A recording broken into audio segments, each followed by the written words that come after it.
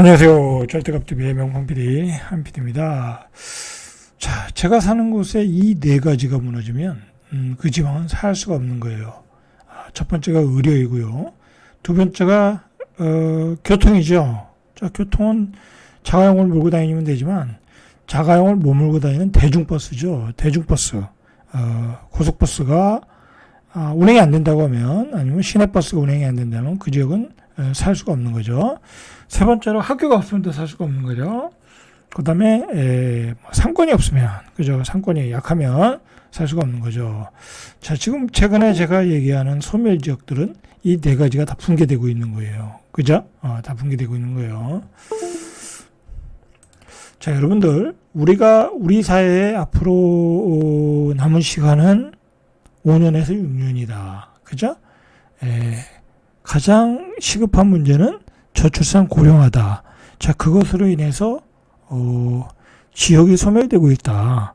자, 우리가 예전에 면 단위, 그죠? 읍 단위의 도시는 당연히 소멸된다고 생각을 했어요.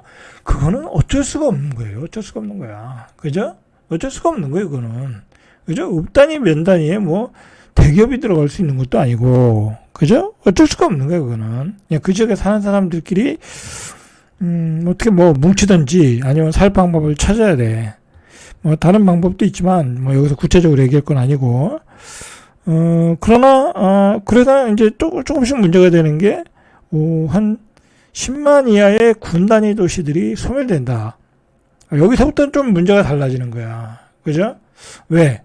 10만 이하의 군 단위 도시들은 제가 태어났을 때, 제가 학교 다닐 때 쌩쌩했거든요. 그죠? 고속버스도 있었고 병원도 많았고, 그죠? 지역에 병원도 많았어요. 많은 것보다는 뭐 거의 독점 체제로 떼돈을 벌었죠, 의사들이. 그때는 뭐 안과가 하나 있어가지고 안과가 떼돈 벌고 그랬어요, 그때. 그죠? 다 아시잖아요.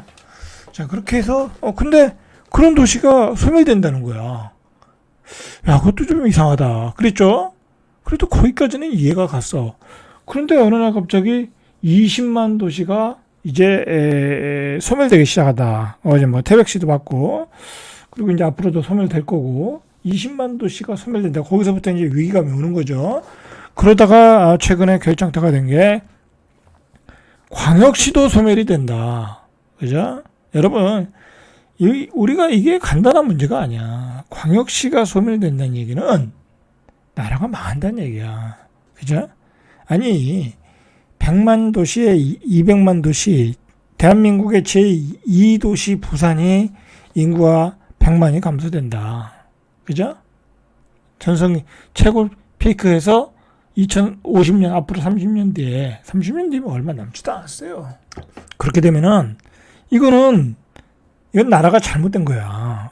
제가 계속해서 방송된 거는 우리 국민들이 전혀 그걸 의식을 안 하고 문제 삼지 않고 있다라는 거야. 그죠? 아니, 여러분들, 그게, 이유는 뭐, 제가 누누이 얘기지만, 대한민국의 반이 서울 수도권에 살고 있고, 그 아버지, 어머니들은 시골에 살고 있고, 그 아버지, 어머니가 돌아가시면 끝나는 거니까, 그게 노인들만 사니까, 관심이 없는 거야.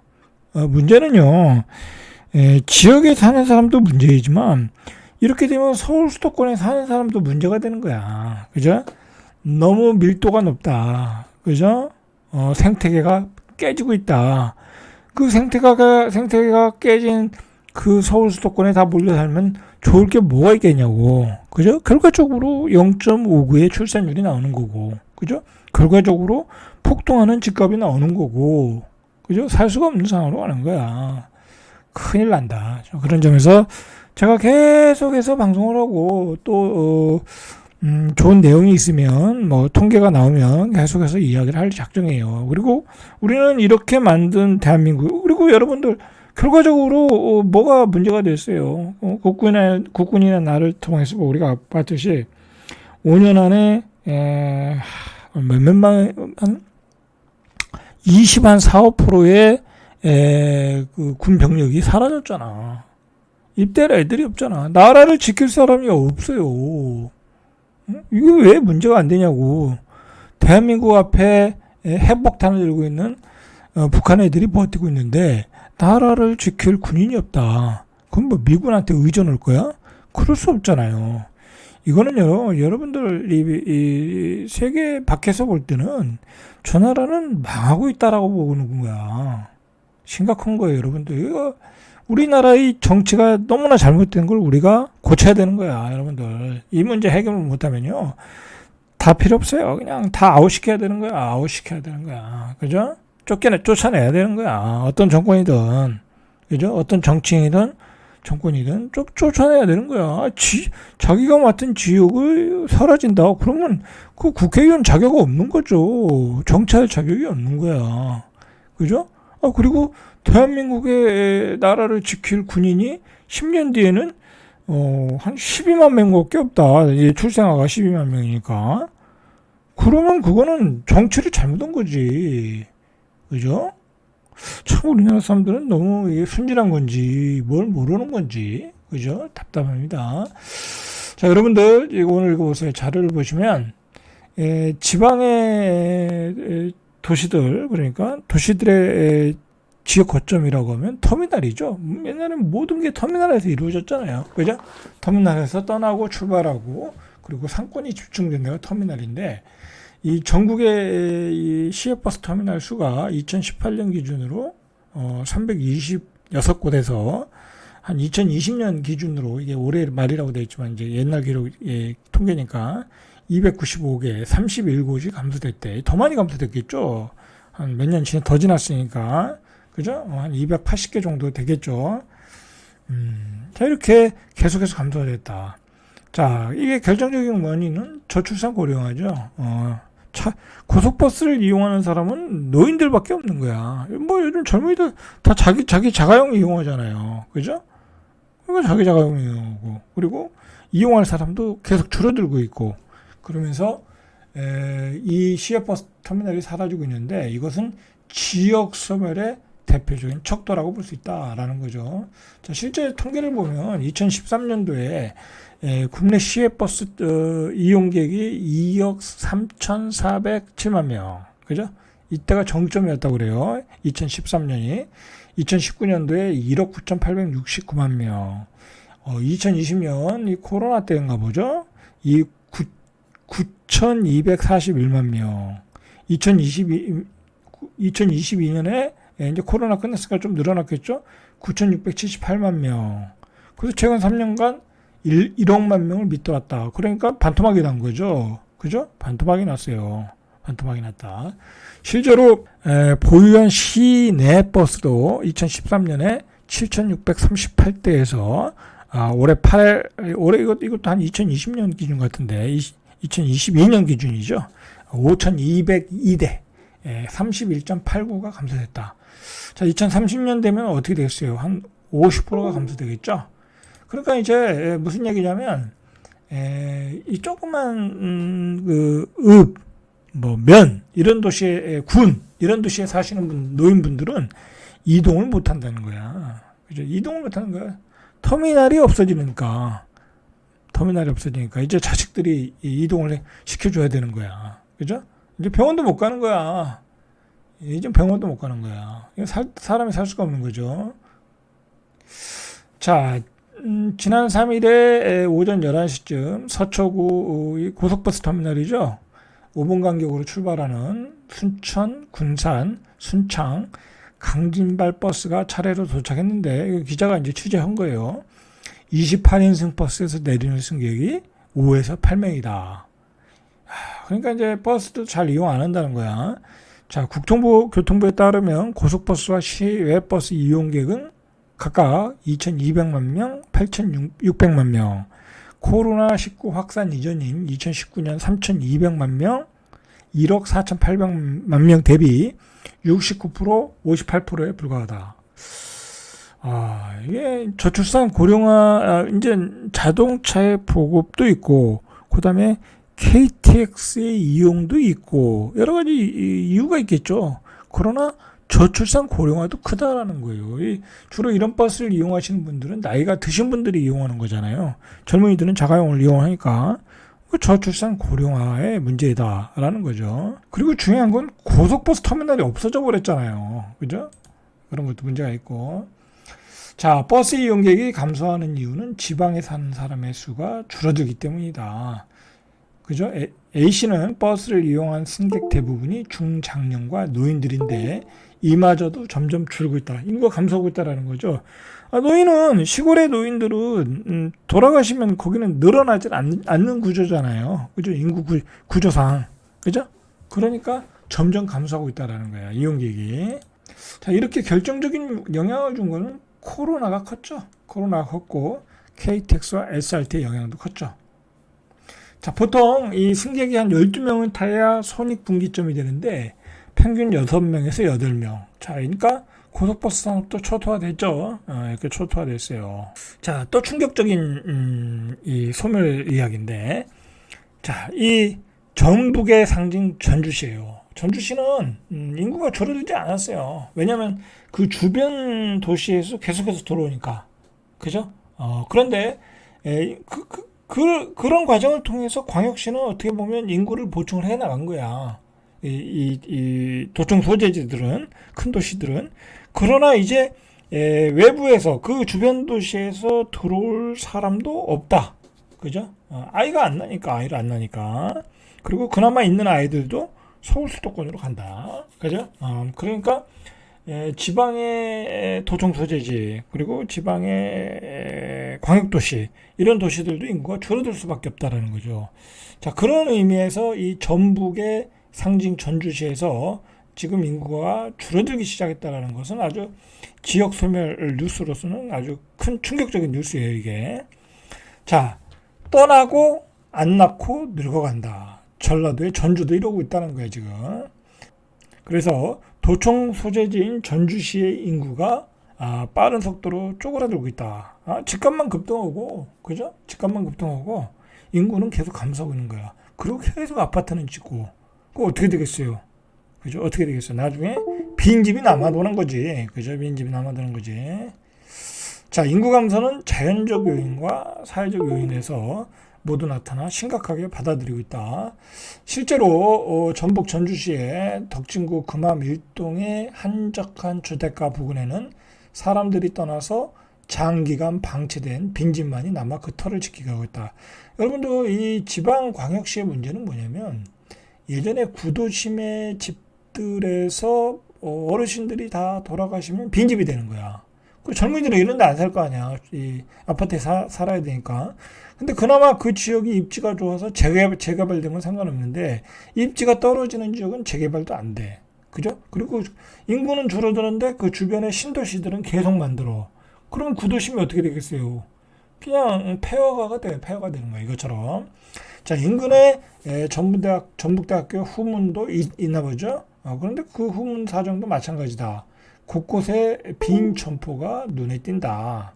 유동인구가 비교적 많은 곳에 자리 잡은 음식점 건물에도 매매 알림판이 커다랗게 붙여 있다. 그죠? 젊은이들도 없고 사람들도 다 떠나고, 그래서 건물은 4층 전체가 비어 있다라는 얘기예요, 지금. 전라북도의 전주의 상황이에요. 자, 전주의 그 학계 출산율을 보니까 2023년에 0.69야. 전국이 0.72. 전북특별자치도가 0.2. 여러분들, 이거 정말 엄청나게 큰 문제야. 뭐 서울은 그렇다 치더라도, 아니, 지방에서 애를 안 낳을 이유가 별로 없잖아요. 그죠? 애를 안 낳을 이유가 없어, 지방은. 그죠? 근데도 전라북도도 0.78이야. 그리고 전라도 사람들은 굉장히 가족애가 강해서 자식들을 꼭 낳는다고. 근데도 이 지경이다. 이건 뭐겠어요? 이건 뭐겠어? 애들이 결혼을 못 한다는 거 아예. 예?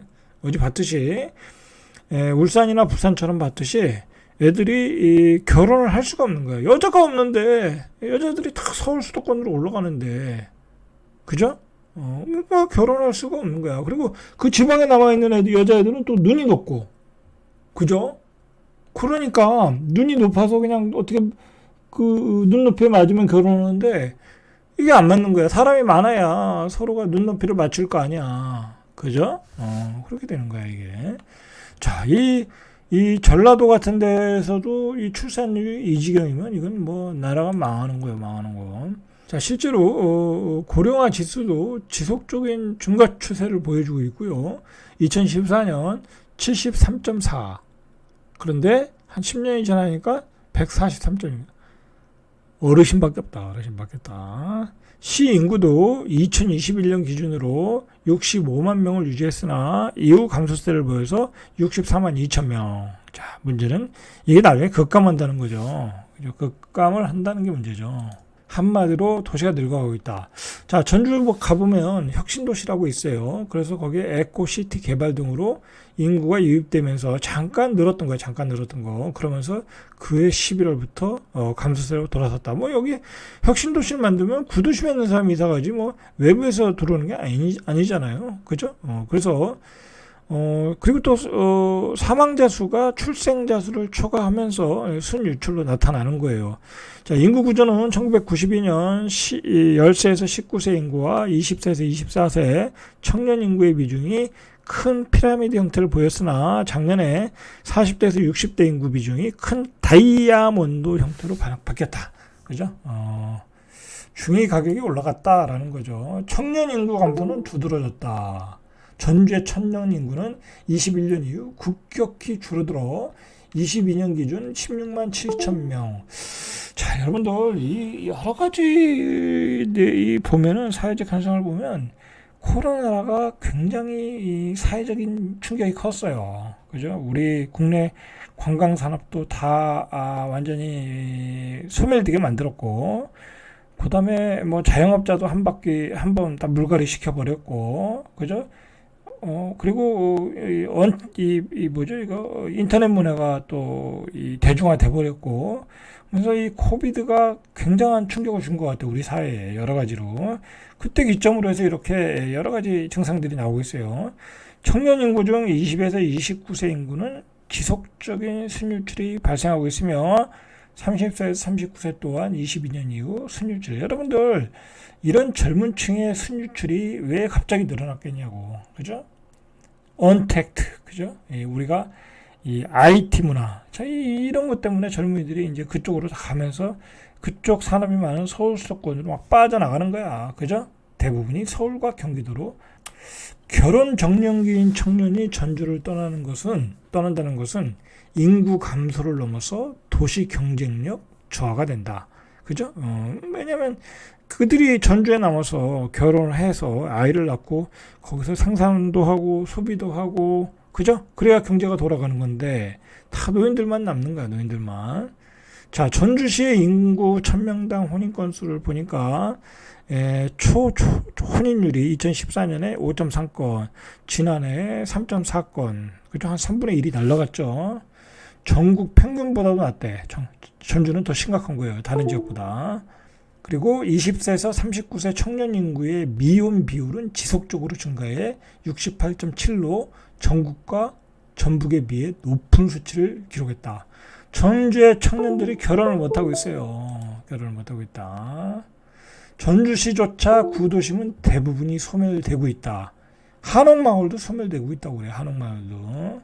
자, 여러분, 우리가 우리나라를 지키기 위해서, 자, 우리나라의 지속을 위해서 우리가 지역 소멸에 대해서 관심을 가져야 돼요. 그리고 근본적인 대책을 요구를 해야 돼요. 이 정치인들에게. 여러분들 지역 소멸을 막기 위해서 정부가 많은 재정을 쏟아붓거든요. 뭐 지역에 이제 산업을 이제 육성시켜서 쏟아붓는데 그게 다 효과가 없어요. 그죠? 그걸 빨아먹는 사람들만 있을 뿐이지 효과가 없어. 근본적인 대책이 뭐겠어요? 그죠? 근본 대책이 뭐겠어? 국회를 이전하고 청와대를 이전하고 그리고 기업들을 지방으로 이전하고 그리고 서울에 있는 대학을 각 지방으로 다 뿌리고 공공기관들 다 이전하고, 그건데 그런 얘기는 하나도 안 하잖아. 그죠? 자, 그러니까 그냥 지방에 있는 사람들 다 사라질 때까지 그냥 버텨보겠다라는 얘기 같아요. 자, 이상 절대갑TV의 명품 PD 한 PD였습니다.